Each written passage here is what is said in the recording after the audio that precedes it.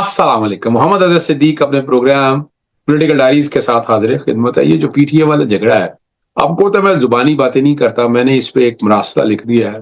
कुछ शॉर्ट्स चीजें मैं शेयर करूंगा आपके साथ।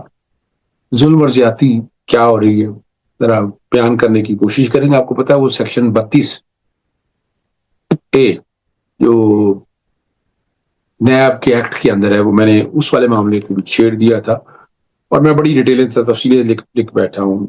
आजाद कश्मीर के गिलगित बल्तिस्तान के इलेक्शन में पीपल्स पार्टी के साथ क्या हो रहा है, जरा वो बात करेंगे। और क्या खैबर पख्तूनख्वा अपना गड़ा खुद खोदने जा रही है? किसने उसको मशवरा दिया कि इस मामले को आप वहां लेकर जाएं?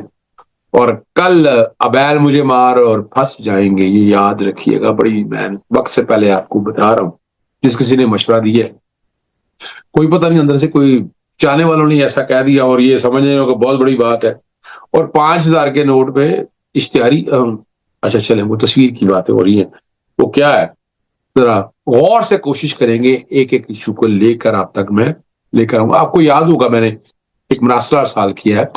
बेसिकली मरासला क्या, मैंने सदर पाकिस्तान, वजीर आजम, उन सबको कहा है और चेयरमैन नैब को भी मैंने भिजवाया है।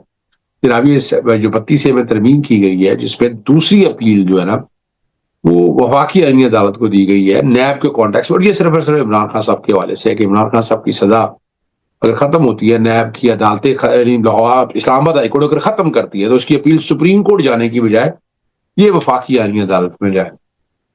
इससे क्या मतलब है? सिर्फ मतलब ये लग रहा है कि वफाकी आईनी अदालत में मर्जी का फैसला मिलना, पता नहीं अब मकसद क्या है। जरा ढूंढने की कोशिश करेंगे। मरासले बहरहाल मैंने लिख दी हैं। मैंने चेयरमैन सेनेट को भी, स्पीकर नेशनल असेंबली को भी, वफाकी हुकूमत और उन सबको मैं लिख चुका हूं और मैं अपना केस बड़ा वजाहत के साथ बयान कर चुका हूं अब तक। और अब अगली जो बात है ना, एक बड़ा पहले जरा इस पे बात कर लें कि खैबर पख्तूनख्वा NFC अवार्ड के मसले को आईनी अदालत में जाने का फैसला कर लें।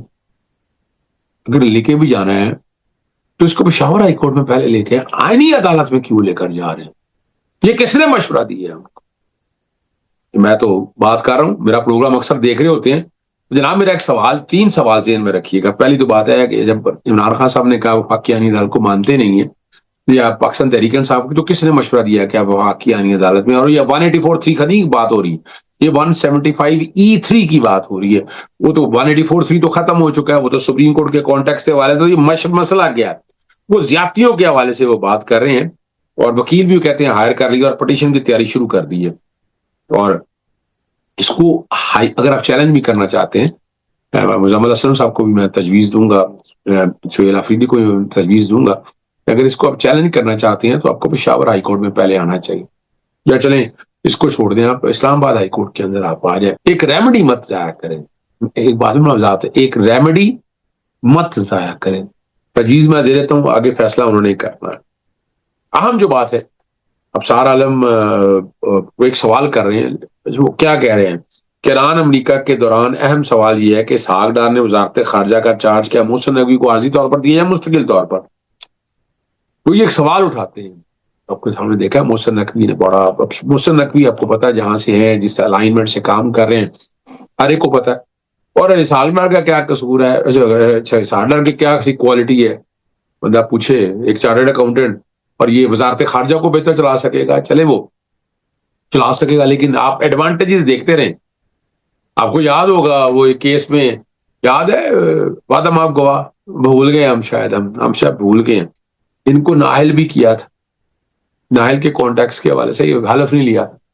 और फिर हमने देखा वही सुप्रीम कोर्ट के बाद जो बाकी है, ये अब बमा एहलो यार पैदो, जो भी आप कहना चाहें उसके उस कॉन्टेक्स्ट के हवाले से ये लेके आ गए। और मोहसिन नकवी को इस हार्डार रोक सकते हैं या सवाल कर सकते हैं? असल मामला तो बहुत से लोगों को और हकीकत का भी अंदाजा है कि यहाँ कौन है, क्या देख रहा है और किस तरह देख रहा है। जरा वो समझने की बात है, अगर आप समझ सकते हैं। अगली बात की तरफ चलते हैं। गिलगित बल्तिस्तान में पीपल्स गार्ड के तौर पर भी मुबीना तौर पर वही इंतखाबी रवैया रखा जा रहा है जो माजी में पाकिस्तान तहरीक इंसाफ। और मैंने उसको भी कहा था कि सियासी जमातें होश के नाखुन लें, पीपल्स पार्टी खामोशी से बैठी नहीं। अब भुगतना पड़ अभी भी चाहिए उन्हें पाकिस्तान तहरीक इंसाफ के साथ मिले। पीपल्स पार्टी की जीती हुई 2 नशिस्तों के नतीजे अदालत ने रोक लिए। एक नशिस्त पर पोस्टल पैलेस की دوبارہ گنتی کے بارے ایک آزاد امیدوار کو کامیاب قرار دے دیا اور جس نے فوری طور پر کیا کیا، استحکام پارٹی میں شمولیت اختیار کر لی۔ یہ کہیں بات کسی اور طرف نہیں جا رہی کہ استحکام پارٹی نون لیگ کے ساتھ مل کر حکومت بنائے اور وزیر اعلیٰ جو ہے وہ استحکام پارٹی کا ہو۔ اچھا، جو پیپلز پارٹی کا جو میرا بیانیہ ہے وہ جو سامنے رکھتے ہوئے اب یہ پیپلز پارٹی کو سوچنا ہے کہ پاکستان تحریک انصاف کے ساتھ مل کے سارے اس معاملے کو دیکھیں۔ کئی روز تک آپ کو پتا ہے کامیابی نوٹیفکیشن جاری نہیں کیا۔ 19 جون کو 24 میں سے 21 نشستوں کا گیزٹ نوٹیفکیشن جاری کر دیا اور جو نتائج روکے تھے انہوں نے نکال کر مخصوص نشستوں کی تقسیم بھی فوری طور پر مکمل کر دی۔ مخصوص نشستوں میں ایک ایسی جماعت کو بھی حصہ دیا گیا جس نے براہ راست انتخاب میں حصہ نہیں لیا۔ یہ پاکستان تحریک انصاف کے حوالے سے بھی آپ کو پتا ہے، اور پیپلز پارٹی کو یقیناً جو ہے نا 2 نشستوں سے مخصوص نشستوں میں محروم کر دیا گیا۔ 33 رکنی ایوان میں جماعت کی کم از کم 17 نشستیں بن رہی ہیں، اسے 13 نشستوں تک محدود کر دیا گیا۔ سمجھ رہے ہیں بات کو؟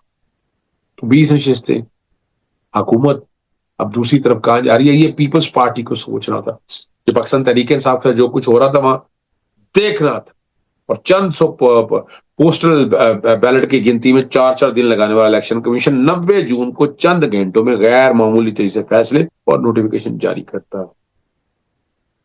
عوامی مینڈیٹ، ووٹ کو عزت دو، اور کیا باتیں کرے یار، مت کیا کرو مذاق یار، چلیں چھوڑیں۔ نواز لیگ کی ایک رکن اسمبلی جو بڑا چرچا ہو رہا ہے ایکشن والے کا 5,000 کے نوٹ پر نواز شریف، کس بات کا جناب؟ نہ کونسلر ہیں، نہ اس وقت کوئی ایم این اے ہے، سوری ایم این اے شاید ہوں آپ، اب ہیں کیا اور کس کیپیسٹی میں؟ اگر حق ذرا دیکھا جائے تو اس پہ تو جناب حق تو جناب ذوالفقار علی بھٹو صاحب کا بنتا ہے۔ ان کی خدمات اس ملک کے لیے بہت زیادہ ہے۔ آپ کی کون سی خدمات ہے؟ کیا کیا آپ نے ایسا؟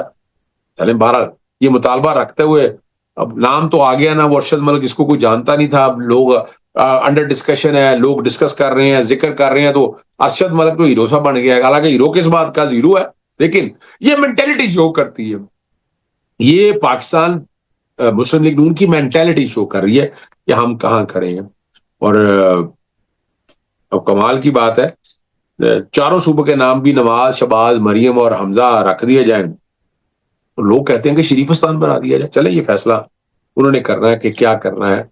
اب آتی ہیں بڑی اہم معاملے میں، اس میں نے خط لکھ دیا، کوشش کروں گا بیک گراؤنڈ پہ وہ مراسلہ چل جائے جو میں نے پی ٹی اے وغیرہ کے کانٹیکٹ سے لکھا ہے، اور صدر وزیر اعظم ان کو کہا ہے کہ یہ جو قانون میں ترمیم آپ کر رہے ہیں یہ واپس لیں، ڈونٹ ڈو دس۔ یہ میں نے لکھ چکا ہوں، یہ جا چکا ہے، اور یہ سخت بیل شیزا نے تیار کیا تھا۔ اور کمال کی بات ہے جو سامنے آ رہی ہے کہ وہ سیکٹری انفارمیشن ٹیکنالوجی زرار ہاشم کے پس منظر کے سامنے آ رہی ہے، اور نجی ٹیلی کام سے ان کے وابستہ تعلقات ہمارے کو پتا ہے، یعنی ان صاحب کو سیکٹری انفارمیشن کس نے لگایا اور نجی ٹیلی کام کے ذریعے سے کانٹریکٹ پر وفاقی سیکٹری مقرر کیا گیا۔ آپ سمجھ رہے ہیں بات کو؟ اور ٹیلی کام کی تیاری میں مرکزی کردار کیا ہے۔ تنقید کرنے والا کہہ رہے ہیں اس قانون کے تحت کروڑوں پاکستانی ہاؤسنگ سوسائٹیوں کے مالکان اور پبلک پارکس کو ٹیلی کام کمپنیوں کے ٹاورز، مشینری اور تعمیرات کے لیے اپنی جائیداد فراہم کرنا ہوگا، اور اگر مزاحمت کریں گے، انکار کریں گے، 5 کروڑ روپے تک جرمانہ ہوگا۔